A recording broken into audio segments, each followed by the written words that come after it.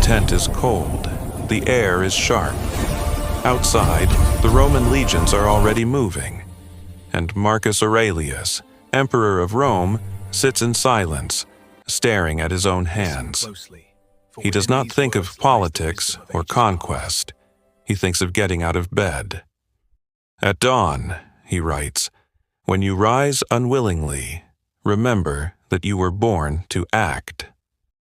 Why then do you complain? Is this what you were made for?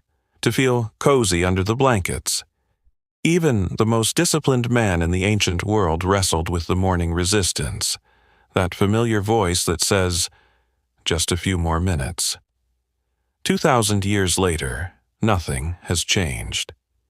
We too wake up fighting invisible battles, not against barbarians, but against comfort, distraction, and fatigue. The Emperor's words strike us because they're still true. You were not made for idleness. You were made to serve, to create, to contribute, to be a part of the greater order of nature.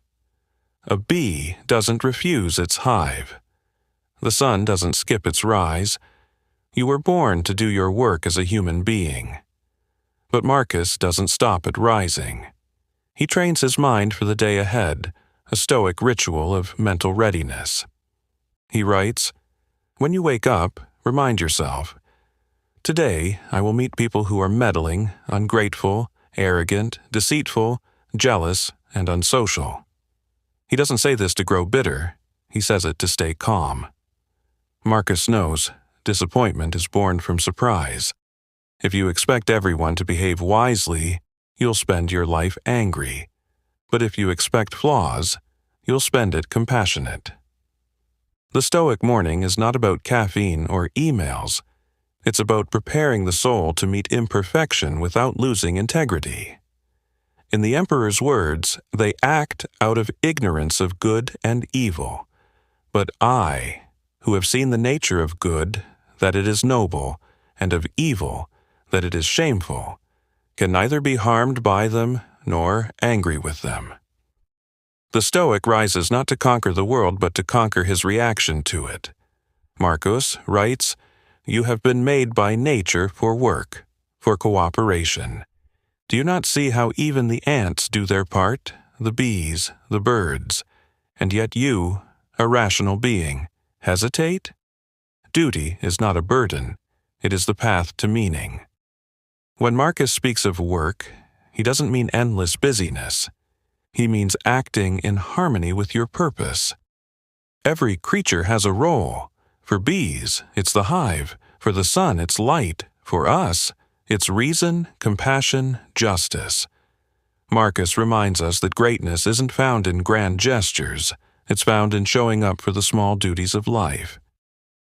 Do not despise the work that nature assigned you, he says. For what else were you made for? But the world is not kind, and Marcus knows this. He reminds himself, you have power over your mind, not outside events. Realize this, and you will find strength. The Emperor's words are not poetic, they are survival tools. When anger rises, when injustice burns, Marcus retreats into what he calls the inner citadel, the fortress of the mind that no one can invade. There he reclaims control.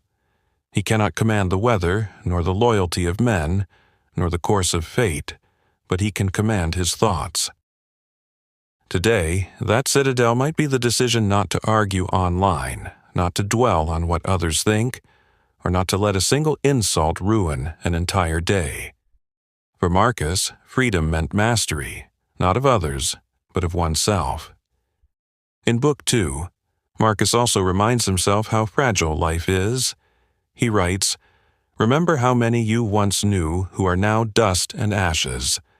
So too will you soon be gone, and those who praise you, and those who blame you. These are not morbid thoughts, they are liberating ones. To the Stoic, death is not the end. It is the truth that makes life urgent.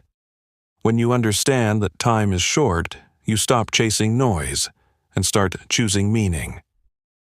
Do every act of your life, Marcus writes, as though it were the last. In that single line lies the heart of Stoicism, not detachment but presence. The Stoic does not escape life, he inhabits it fully, knowing it will not last. In Book 2 of the Meditations, Marcus Aurelius teaches 3 eternal truths. 1. Begin the day with purpose, not comfort. 2. Prepare the mind for imperfection, and meet it with compassion. Third act, in harmony with your nature, through reason, service, and calm acceptance. Every morning, Marcus fought the same battle we fight today, the battle between distraction and duty, comfort and calling. His victory was not in conquering nations, but in conquering himself. Music swells, light and resolute. When you wake tomorrow and the world feels heavy, remember the emperor in his cold tent, whispering across 2 millennia, "Rise. You were made for this."